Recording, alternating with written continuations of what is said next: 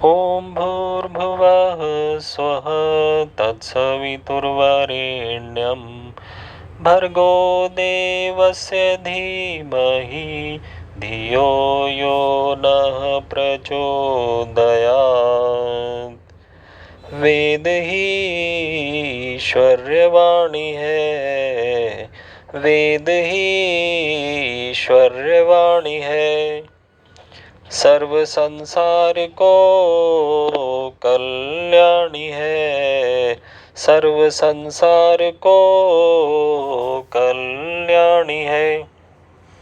वर्धिनी भौतिक अध्यात्म शक्ति की है, वर्धिनी भौतिक अध्यात्म शक्ति की है।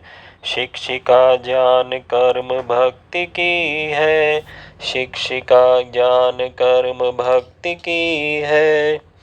ये ना मिथ्या कपट कहानी है, ये ना मिथ्या कपट कहानी है। वेद ही ईश्वर्यवाणी है, वेद ही ईश्वर्यवाणी है। जितने प्रचलित महमत ये नूतन है, जितने प्रचलित है मत ये नूतन है। साक्षी हिजरी व ईशवी सन है, साक्षी हिजरी व ईशवी सन है। वेद की सभ्यता पुरानी है, वेद की सभ्यता पुरानी है। वेद ही ईश्वर्यवाणी है, वेद ही ईश्वर्यवाणी है। ओम शांति शांति शांति। वेदवाणी में पुनः आप सभी का स्वागत है। आइए ऋग्वेद के एक मंत्र के द्वारा चिंतन करें कि सत्य का महत्व क्या है, सत्य किस प्रकार इस पृथ्वी और संसार को धारण किए हुए है और किस प्रकार सत्य के नियमों से यह संसार चल रहा है। आइए ऋग्वेद के एक मंत्र का पाठ करते हैं। ओम सत्येनोत्तमिता भूमिः, ओम सत्येनोत्तमिता भूमिः, सूर्येणोत्तमिता द्यौः, सूर्येणोत्तमिता द्यौः। ऋतेनादित्यास्तिष्ठन्ति, ऋतेनादित्यास्तिष्ठन्ति, दिवि सोमो अधिश्रितः, दिवि सोमो अधिश्रितः। मंत्र का शब्दार्थ है सत्येन भूमि उत्तमिता, सत्य से पृथ्वी आकाश में टिकी हुई है। सूर्येण द्यौः उत्तमिता, सूर्य से द्युलोक ठहरा हुआ है। ऋतेन आदित्यः तिष्ठन्ति, ऋत से अथवा सत्य से सूर्य स्थित हुए हैं। सोमः दिवि अधिश्रितः, सौम्य गुणयुक्त परमात्मा द्युलोक में व्याप्त है। सत्य सृष्टि का आधार है, पृथ्वी का आधार सत्य है। सत्य की सत्ता से ही सृष्टि का कार्य चल रहा है। सत्य ही मानवीय विश्वास का आधार है। यदि सत्य की स्थिति ना हो तो कोई किसी पर विश्वास नहीं करेगा। सत्य ही विश्वास और प्रेम का बीज है। सत्य का अपनाना हृदय में ब्रह्म की ज्योति को जागृत करना है। सत्य न केवल पृथ्वी को ही टिकाए हुए है, अपितु मानव की स्थिरता और दृढ़ता का आधार भी सत्य ही है।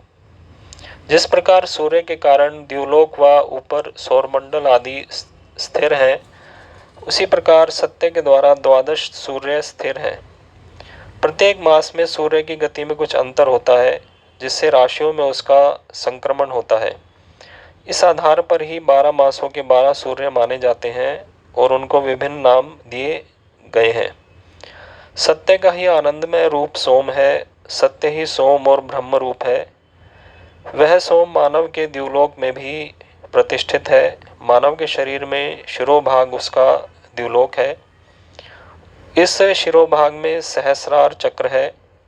यह मानव का ज्ञान केंद्र है। यहीं से शरीर की सारी क्रियाओं का संचालन होता है। यह बुद्धि का केंद्र है। इसमें सत्य रूपी ब्रह्म का सदा निवास है। अतः कहा गया है कि सोम द्युलोक में है।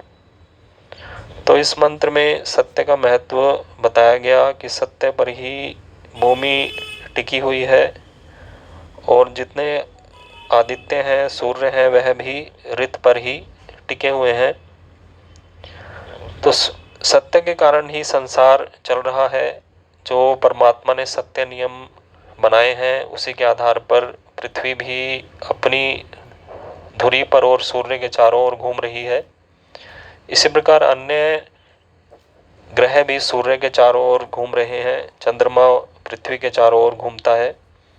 तो सभी परमात्मा के प्राकृत नियमों का पालन कर रहे हैं।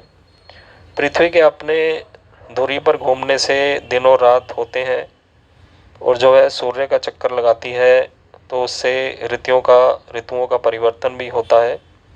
तो नाना प्रकार की क्रियाएं यह संसार में चल रही हैं और ईश्वर इन सब का आधार है। इन अपने सत्य नियमों पर वह संसार को चला रहा है। यदि ईश्वर ना हो और ईश्वर के सत्य नियम ना हो तो यह संसार सम्यक प्रकार से कार्य नहीं करेगा। तो कहा गया कि इसीलिए इस मंत्र में सत्य का महत्व बताया गया।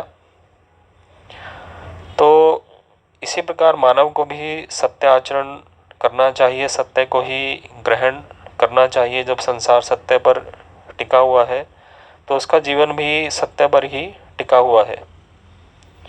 तो इसीलिए उसे भी सत्य नियमों का पालन करना चाहिए, जीवन में सत्य को अपनाना चाहिए, सत्य आचरण को अपनाना चाहिए। वह जीवन में कभी भी असत्य कार्य ना करे, सदैव सत्य आचरण करे। जैसा मन में है ऐसा ही वाणी में हो, ऐसा ही कर्मों में भी हो।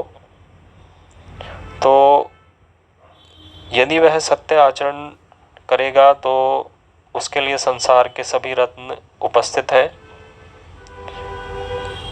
क्योंकि जब मनुष्य सत्य आचरण करता है और उसके अनुसार पुरुषार्थ करता है और पुरुषार्थ के अनुसार धन को कमाता है तो जो भी उसकी कामनाएं होती हैं वह पूर्ण होती हैं। तो कहा गया ना ही सत्यात् परो धर्मः, कि सत्य से बड़ा कोई भी धर्म नहीं है। तो जैसे अहिंसा को परम धर्म माना गया, अहिंसा परमो धर्मः, ऐसे ही सत्य को भी परम धर्म माना गया है।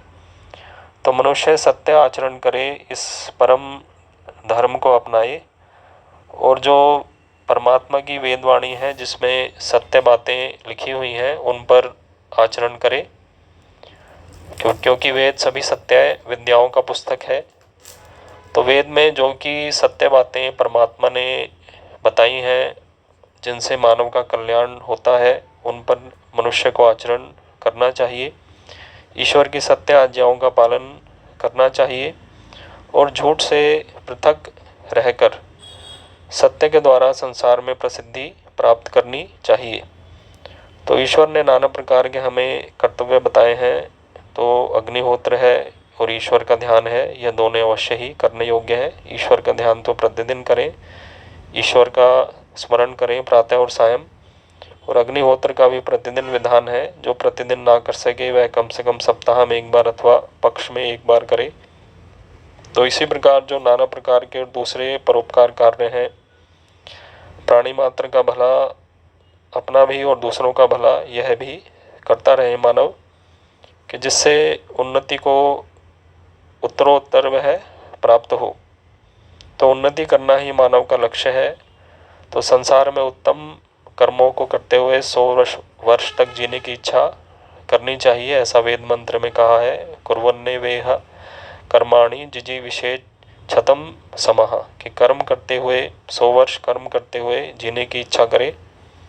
एवं त्वयि नान्यत् हेतु अस्ति, कि इसके अतिरिक्त कोई भी मार्ग नहीं है उन्नति के लिए। ना कर्म लिप्यते नरे, और ऐसा आचरण करने पर कर्म का लेप मनुष्य में नहीं होता है। तो उत्तम कर्मों को करते हुए, उत्तम ज्ञान को धारण करते हुए, सत्य आचरण करते हुए जीवन का निर्वाह करे और अंत में जो मोक्ष लक्ष्य है वह स्वतः ही उसको प्राप्त होगा। इन्हीं शब्दों के साथ मैं अपनी वाणी को पूर्ण करता हूँ। ओम शम।